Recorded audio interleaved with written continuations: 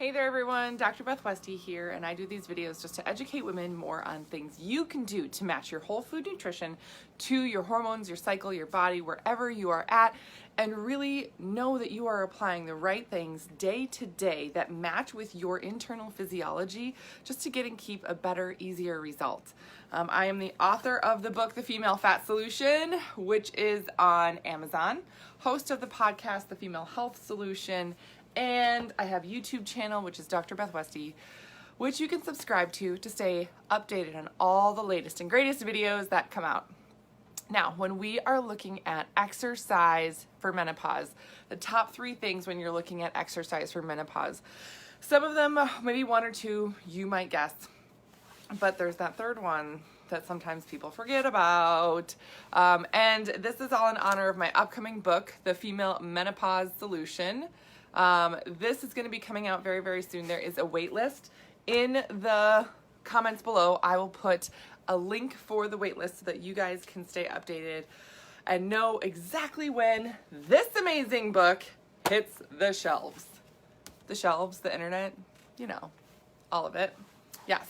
All right. So with it being, it's been a holiday weekend or a holiday week, sometimes your schedules get a little messed up. Sometimes it can be tough to fit in your normal exercise. Sometimes it can feel like you're falling behind. Just know that overall, as long as you're doing at least activity 3 days a week, you're doing fine. Can it be 3 days in a row? Sure, right?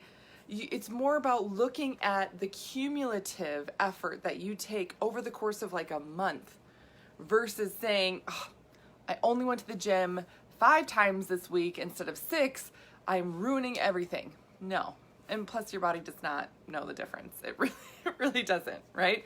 Again, it's more about what you're doing, in a bigger picture to really move you towards your goal. So just kind of keep that in mind as you're getting back on track, as you're trying to navigate, holidays, travel, all these other events and things that you might not have in your normal life, right? And a lot of times people are like, oof, I can't wait till next week starts. I'm going to get back on track. I'm going to get back on my schedule. It's going to be great. Yes, absolutely. Yes. But when we're looking at exercise, one of the number one things that you can do when you look at making an impact on your health, on everything else, it doesn't sound exciting. It doesn't sound fancy. It's just walking. Just walk. Just walk. Just like go for a walk. Go for a 20-minute walk. So the other thing about going for a walk, could you just walk like down the street and back? Sure, right? Sure. But when you're going for a walk, there's a few things that you can do to make this walk a little more beneficial. One is time. You want to look at least 20 minutes. The reason being is that this is going to give you enough time to help really move your circulation, really move that blood flow, really help your tissues relax, stretch, loosen up. If you're doing it for less, again, not that it's better than nothing, right? If you're like, oh, I only went for 10 minutes. Okay, it's better than nothing. But when you go for 20 minutes, there really is a lot of different things that shift in your body just to help loosen things up and move you forward. The other thing to think about here is the effect of walking on your body, and it's really a very effective way of flushing stress out of your system. So if you've been under stress, if you have stress coming up, right, in your life, even going for a walk 20 minutes 3 to 4 times a week is plenty to really flush some of that excess stress out of your body. So keep that in mind with exercise. It doesn't need to be intense. You don't need to, be sweating a ton.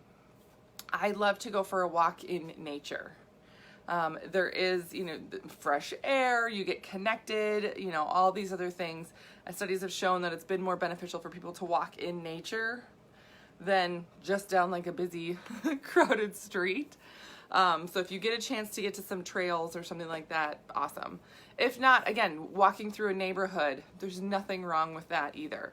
Just walk 20 minutes and you'll notice some big things changing. When we also talk about cardio, getting other movement and things in is important too. If you're going to do other training, doing some type of high intensity interval training.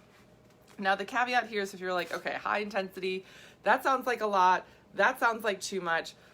no, thank you. I'm not like ready for that. I'm not, active. I'm not fit, right? So a lot of women worry about doing something that sounds like too much for them. All high intensity means is it's a higher intensity than what you're doing now. So here's an example of something you can do that's higher intensity, but still with walking. So you're walking, right?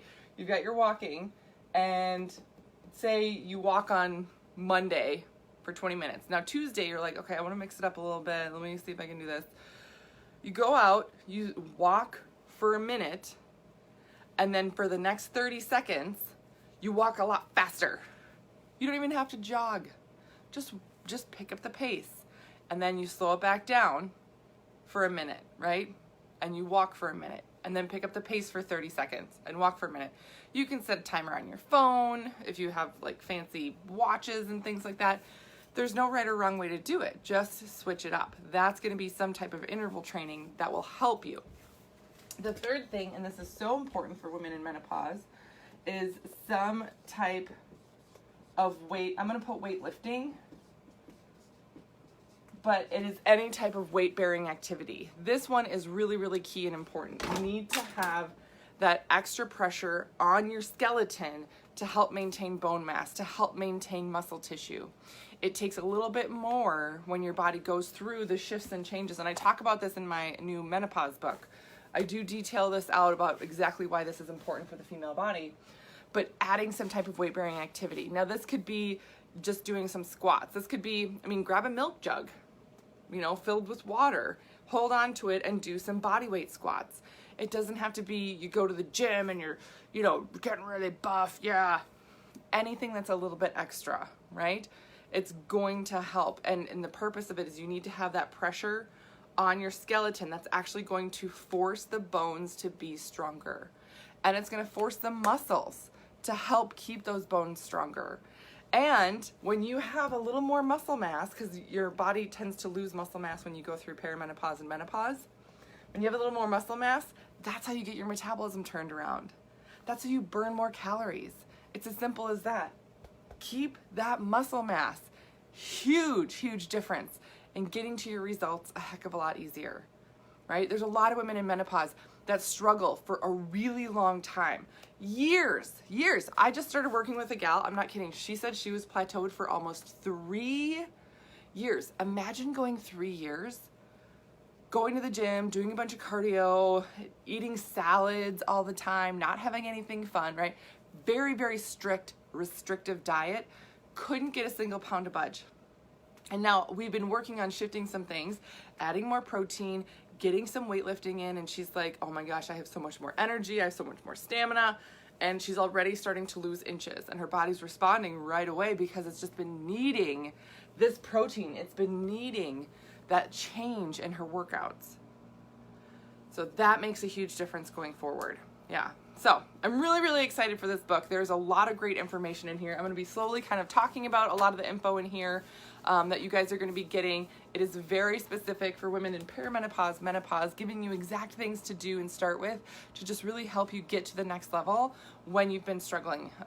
There's not a lot of information out there for women in menopause, which is why I decided to dedicate an entire book to this, an entire book for women in menopause. So I'll put a link below in the comments where you can get on the wait list for the second this book comes out. So if you're looking for a resource like this, or you know somebody that is, I would so love and appreciate you sharing this with them. That way women can just know the simple information to help get them to the next level. All right, that's what I got for you guys today. I hope you have a great rest of your day, and I will see you later.